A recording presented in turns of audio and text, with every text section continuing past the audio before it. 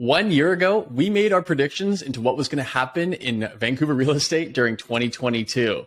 Obviously, predictions are hard to make at the best of times. I mean, we just got off watching the World Cup, and who would have thought it would end up France-Argentina 3-3 with penalties? What an amazing game. We're still buzzing from it. But hey, let's focus back on this.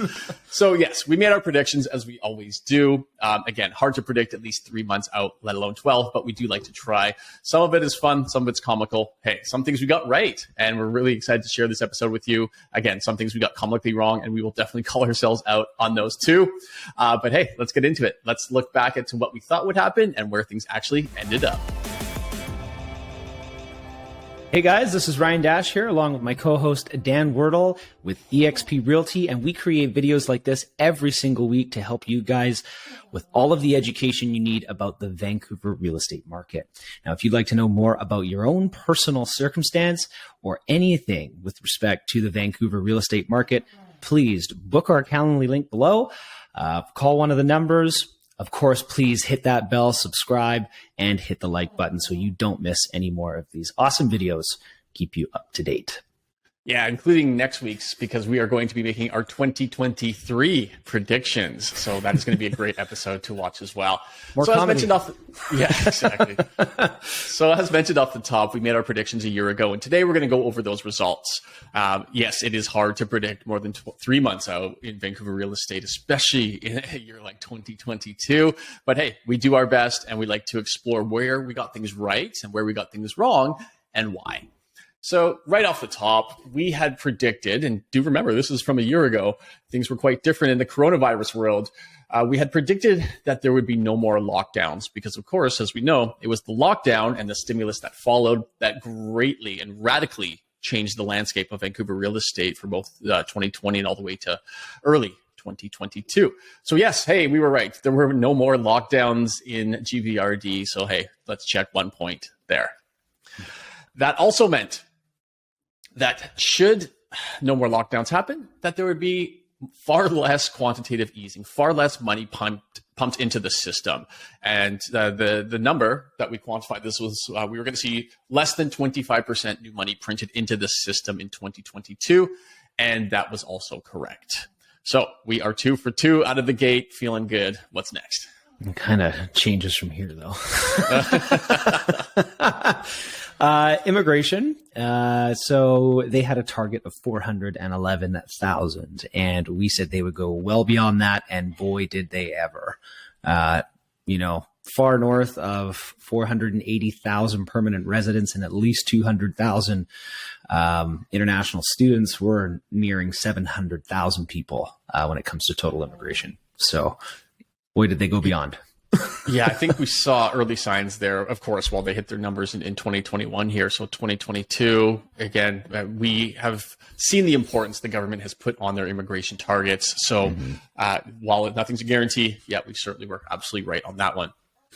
So the next up, we talked about the job market. And again, we were coming out of 2021 with a pretty robust market near the tail end. And I had made the prediction that we would see fantastic employment numbers and higher wages. While that's right, I'm afraid I didn't make any clearly defined numbers there. So I'm only going to, take a half point. But we certainly called the things were going to go better with employment and higher wages. Again, inflation aside, those were correct. Yeah, I mean, we did say that wages were going to grow. We also said we'd see an increase in signing bonuses. Now, whether or not we actually saw more signing bonuses, I mean, they were definitely flying around at this time last year. But with that being said, it's very difficult to quantify exactly what that is. So looking at the wage growth, we were expecting somewhere between 3 to 4%. We were wrong. It was 5.25%, but then you adjust for inflation, it's negative 2%. So we weren't very, very difficult to, I think, make that prediction. Let's get on to inflation. Inflation was an interesting one. I was predicting that we would see the mid sixes before it would cool off. Wasn't completely wrong, but it continued to run. So while I think it was higher than a lot of predictions, it wasn't high enough. Yeah, and you were even more generous than I was. I predicted a height of 5.8 on inflation, but the real black eye was my next prediction. I thought by this time of the year, being the end of 2022, that we would be back within the 2 to 3% target, and I was way off on that one. Probably gonna be another year yet.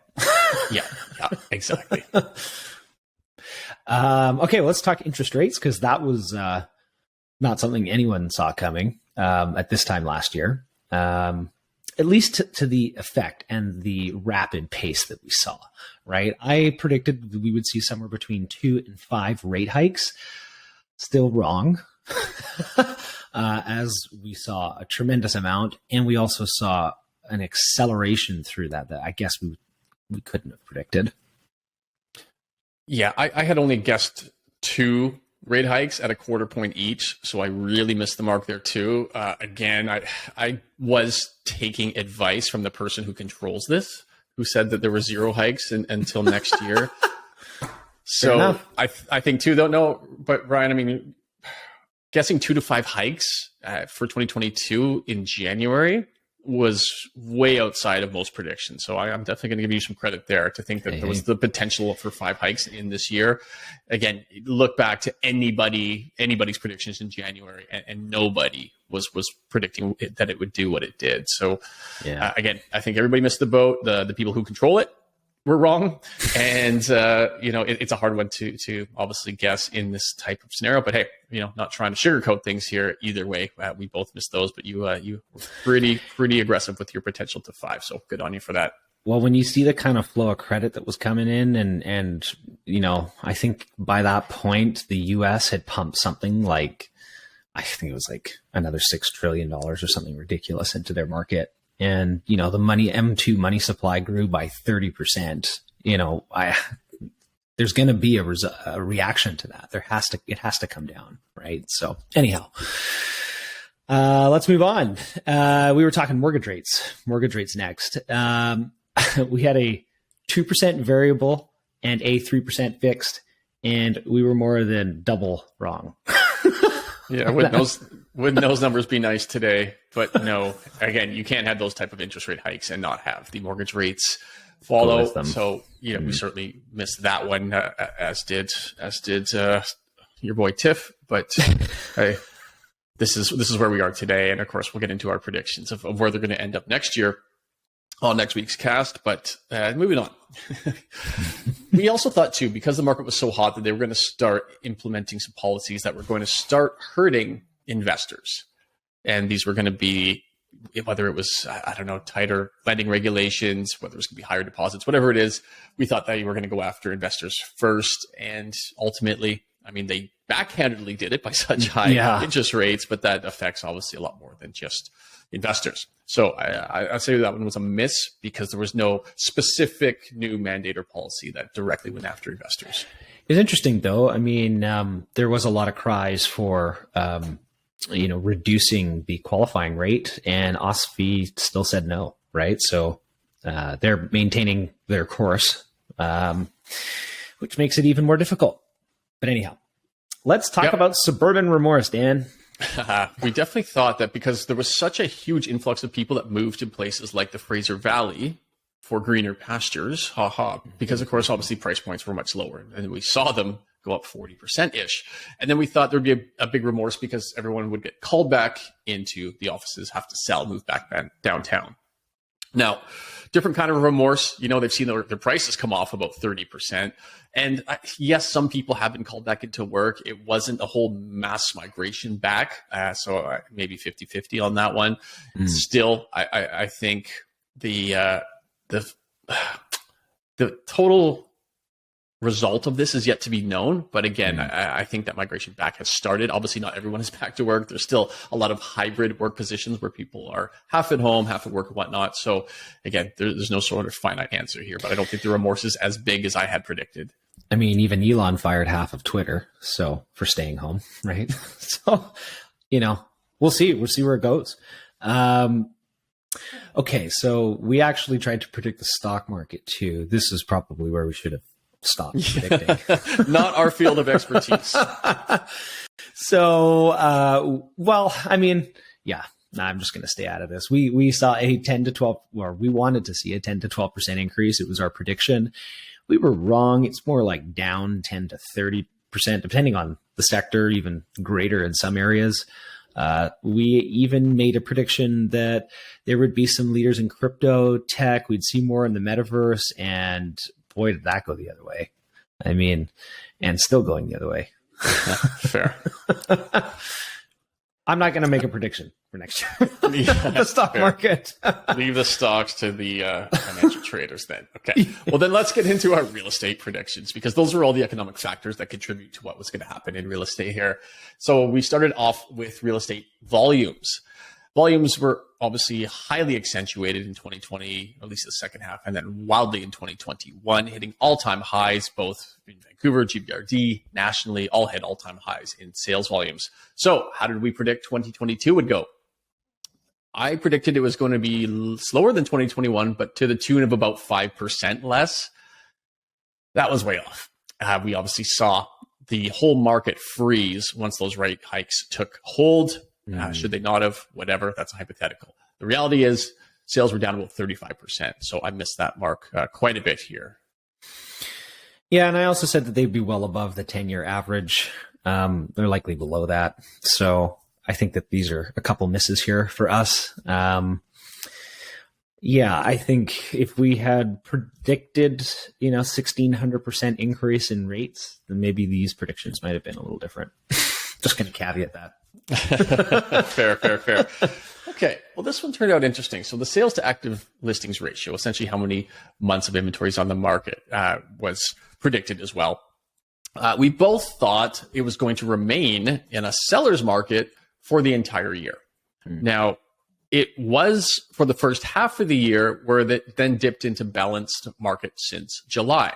So sure, we're wrong, but let's keep in mind here, the balanced market has been 16 to 20% for the last 6 months, meaning it's at the high end of the balanced market. And again, that's not trying to sugarcoat things here, but it's pretty fascinating to watch how slow things are, how high rates are, how high mortgage rates are, and to still barely dip below a seller's market and maintain that has been interesting to watch, and will be part of what we're definitely watching closely next year too. I think too, just thinking about this, if we had made a prediction that we'd be in a balanced market, I don't think we would have made a prediction that buyers would have also been like, nah, I'm not buying. Great point. Yeah, exactly. Right. The buyer's market that they've wanted, the non-competing scenario that they've been begging for 2 years is here. And yet, of course, they decided to pull back as well. Okay. We looked at pre-sales, and we thought that there would be a higher absorption in pre-sales. We were wrong. Yeah, I mean, obviously sales across the board were down, and the pre-sale market went with it. We certainly outperformed Toronto Big time.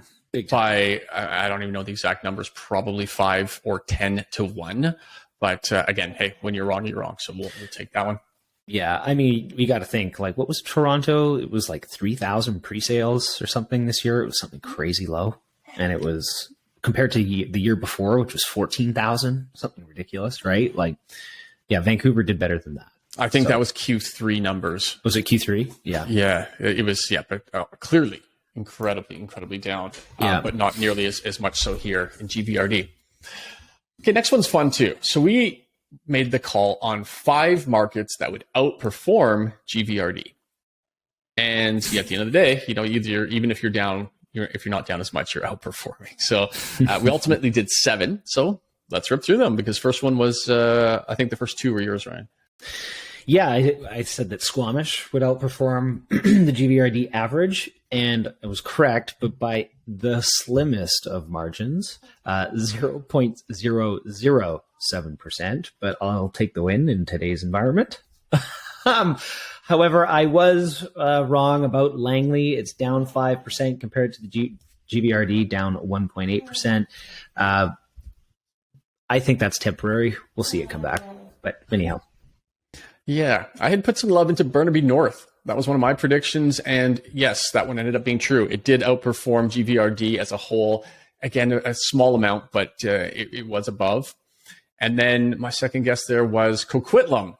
Again, razor thin. It was actually slightly below, but 0.001% less than GVRD. So almost acted verbatim as far as where we ended up at the end of the year for appreciation rates. Then we looked at Port Moody, and yes, we were right about that. Port Moody has and probably will maintain to be one of the strongest growth markets in the years to come. And while we thought Maple Ridge would carry on doing the same thing, it actually went back the other way, and to some fairly large degree. Yeah, both Maple Ridge and Mission was our last one, and admittedly the worst one is that one's down 15% more than GVRD. So that one's severely got hammered. Likely could have, looking back is easy, but yeah, that one it was just too red hot. It was way too hot. And of course that didn't continue with people starting to come back to work, etc. Dan, too, this list kind of shows some interesting points that, like, when markets shift and you go outside of the major metropolitan area, the further you kind of get from the watering hole, the more volatile that becomes. And I think this is kind of evidentiary of that, right? So, anyhow, I thought it's very interesting looking at this and with the lens that we've got now. With that said, let's talk about rental rates, because boy, did they soar. Yeah, this was a prediction that we absolutely nailed. I had predicted that by the end of the year, rental rates would be at an all-time high, and that is absolutely correct. They have peaked. They may be just starting to roll over now, but we're up double digits from the beginning of the year here. So all-time high rental rates. That was a correct guess there for sure. And two, we like to watch the luxury market quite a bit. And we saw just so much money being poured into the high end of GVRD during the pandemic, really. And I had estimated that during this year, 2022, that there'd be 125 properties sold over 7 million. Close, didn't quite hit it, but 115. Wow. 115 homes over 7 million sold this year. We are recording this on December 18th, so there's 13 days to go. Maybe a couple more will squeeze in there. Anyway, it's under, but not by much. Considering how slow things got in the last 6 months here, I'm actually a little bit surprised how high that number is. It's a market that almost operates independently of the rest. Yeah. I mean, there's $1 billion worth of sales there. There's a $1 billion prediction. Well done. Hey. Prices. All right. Yeah.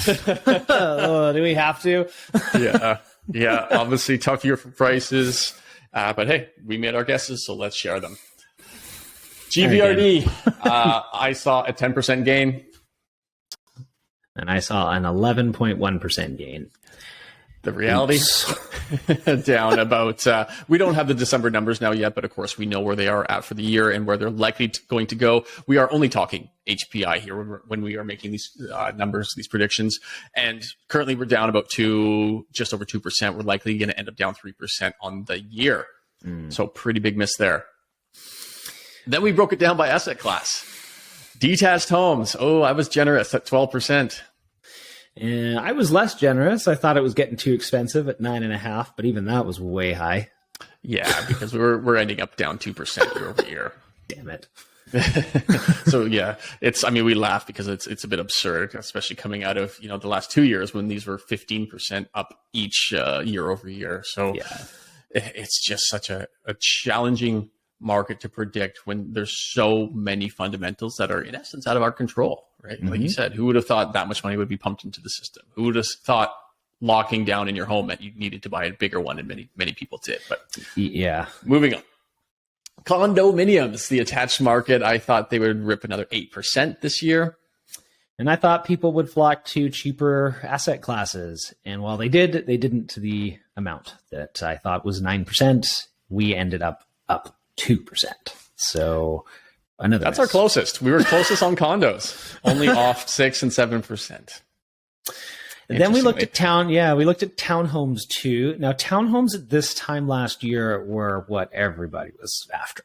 Everybody was looking for them, and they were hot tamales. I remember I was in December, mid-December, in a 4-way multiple subject free in Langley, right? So crazy where we were to where we are now. Dan, you predicted 14% increase in price. And I was right there with you, man, at 15%. And we are up a whopping 1%. Oh, God. Yeah, a lot of humble pie on this episode for sure. It doesn't stop there.